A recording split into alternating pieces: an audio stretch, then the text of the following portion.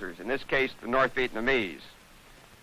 The key to the situation remains the cessation of infiltration from the north into the south. And the key to the situation remains the clear indication by Hanoi, Vietnam.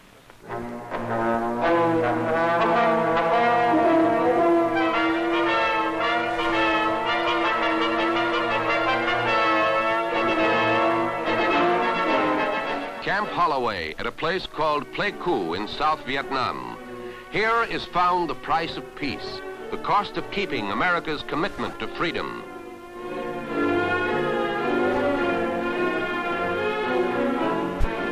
Rubble, suffering, death. They are the aftermath of a communist Viet Cong attack in which 8 United States servicemen died. The tragedy of the deadly assault is symbolized by a single photograph in a broken frame. The Pleiku attack is one of 3 carefully coordinated raids that are regarded as the most serious test of wills since the Gulf of Tonkin incident in August 1964. Total casualties number more than 125. McGeorge Bundy, Special Assistant to President Johnson, and South Vietnam's military leader, General Nguyen Can, confer at Pleiku, and their countries agree to strike back. 49 jets from the aircraft carriers Ranger, Hancock, and Coral Sea are sent aloft to carry out the retaliatory mission.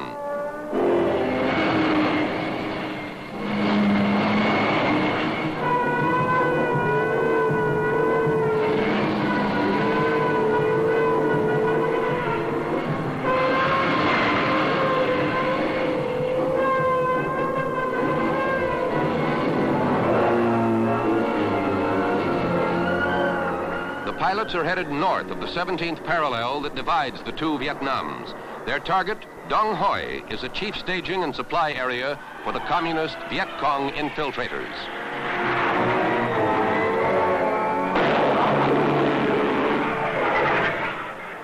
The U.S. planes are careful to keep their sorties within 50 miles of the border. President Johnson emphasizes that the airstrikes are not intended to widen the war. America is responding, he says, to deliberate provocations ordered and directed by the communist regime in Hanoi.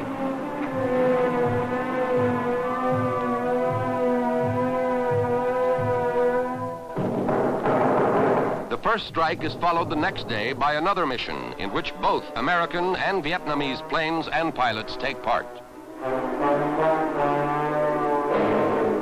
The joint operations mark the first time that 2 countries have combined in retaliating against the North Vietnamese.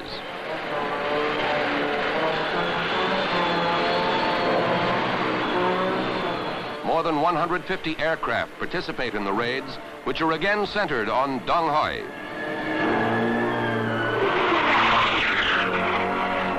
Again, the commitment to freedom and South Vietnam is spelled out by President Johnson. We will persist in the defense of freedom, he says, and our continuing actions will be those which are made necessary by the continuing aggression of others. These actions will be measured, fitting, and adequate. Our stamina and the stamina of the American people is equal to the task.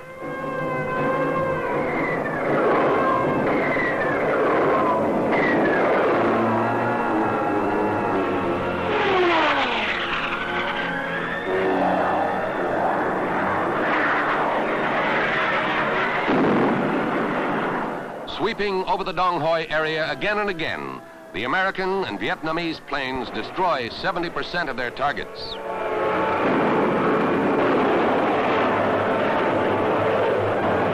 Thus does United States involvement grow deeper. Thus is her determination to remain in South Vietnam more seriously challenged.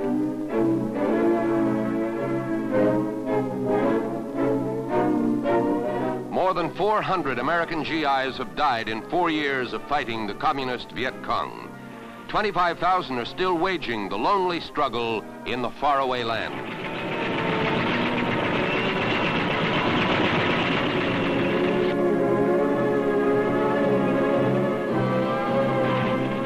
Each new day brings some new danger, but they fly their missions and do their jobs against a phantom enemy in a hostile climate for a sacred dream spelled liberty.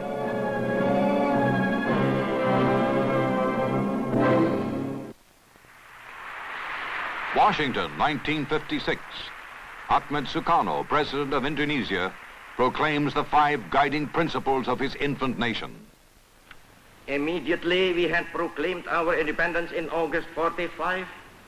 We attached as preamble to our constitution the Pancasila. Panca means 5, Sila means principle.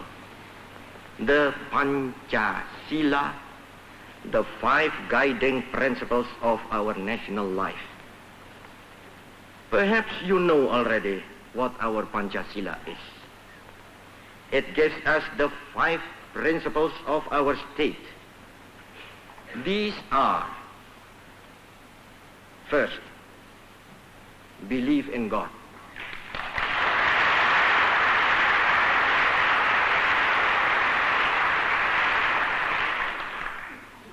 Second, nationalism. Third,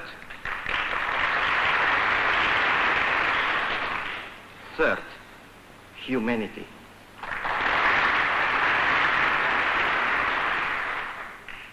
Fourth, democracy.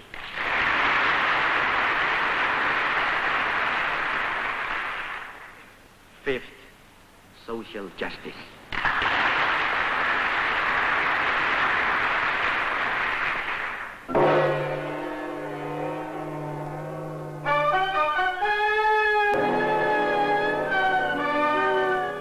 The Republic of Indonesia is not one land, but 3,000 islands sprawling along the equator in the far Pacific. An agricultural nation that is also richly blessed with an abundance and variety of natural resources. Rubber from Indonesia makes up 1/3 of the world's supply. Her oil reserves are the largest in the Far East.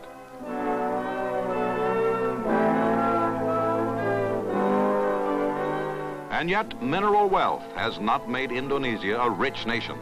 Independence has not banished poverty, and the deeds of the last decade have not kept faith with the words spoken, the pledges made when a land and a people became free.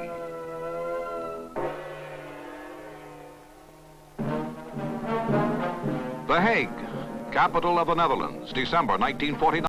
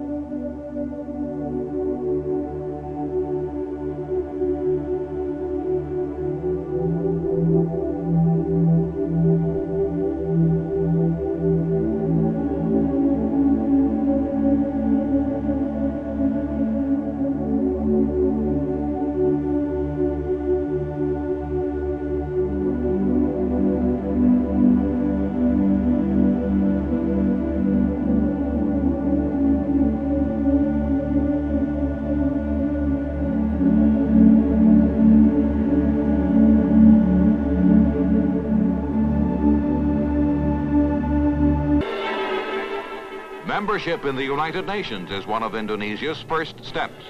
We should aim, says Sukarno, at making one family of all nations. Touring the United States, he stands with his son at the Lincoln Memorial, visits the Jefferson Memorial, and speaks in reverent tones of democracy and all that it means to Indonesia. But at home, he welcomes visitors from the communist world, such as the president of the Soviet Union, Clement Voroshilov.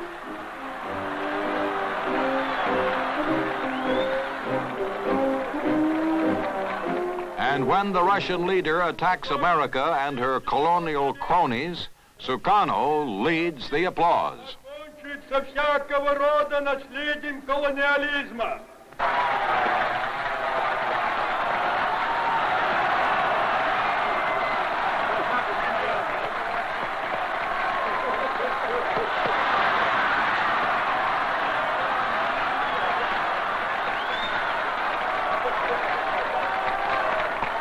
The Indonesian leader says he does not want to take sides in the Cold War.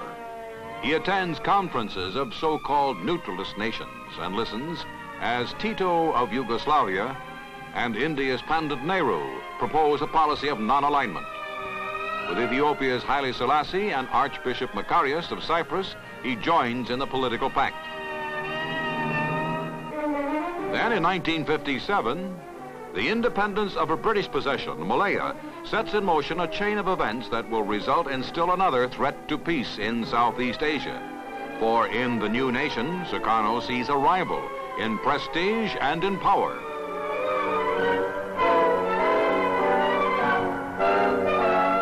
Still, when the nation of Malaya is born, she is only 1/15 the size of Indonesia in land area and in population.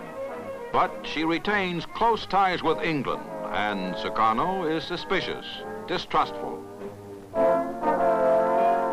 The first Prime Minister of Malaya is Tengku Abdul Rahman, a staunch friend and ally of the West. In 1963, with the support of the people and the leaders of Malaya's mixed population, a federation of former British territories to be called Malaysia is proposed. While the move is approved by the voters, Sukarno launches a bitter attack on the proposal as a neo-colonial creation of England designed to encircle and overwhelm Indonesia. The results of the referendum favor the federation, with Tengku Abdul Rahman continuing as Prime Minister of the newer nation.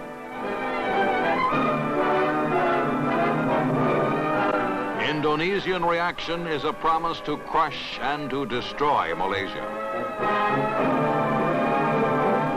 The four British colonies, Singapore, Sarawak, Brunei, and North Borneo, that merge with Malaya, create a country that is still only 1/10 the size of Indonesia in area and in population. But now Sukarno's nation shares a common border with the Malaysian territories of Sarawak, Brunei, North Borneo.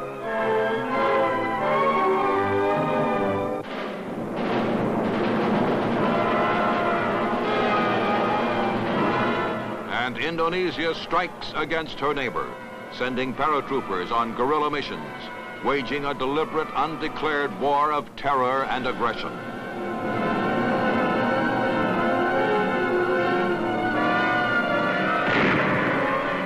In jungles not too different from those in Vietnam, freedom and tyranny are locked in the same mortal combat.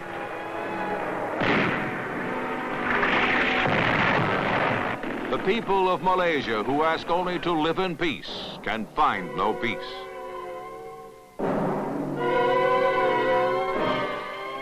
Indonesian infiltrators have even landed on the Malayan mainland, and families in many areas must come together in communal villages or strategic hamlets to guard against guerrilla raids.